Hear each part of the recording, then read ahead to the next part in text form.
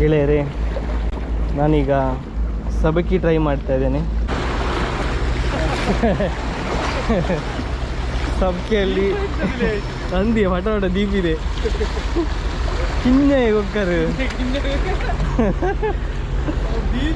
ಅದೇ ಸಬ್ಕೆಯಲ್ಲಿ ಒಂದು ಉಂಡು ಓಲ್ಪೌಂಡ್ ಪಸರ್ತೆ. ಸಬ್ಕೆಯಲ್ಲಿ ಒಂದು ಸಣ್ಣ ಕೊಕ್ಕರ್ ಸಿಕ್ಕಿದೆ ನಮಗೀಗ. ಮೂಲೆ ಪಾಡುವ ಕೊಟ್ಟು ರಾಶಿ ಅನ್ಪ.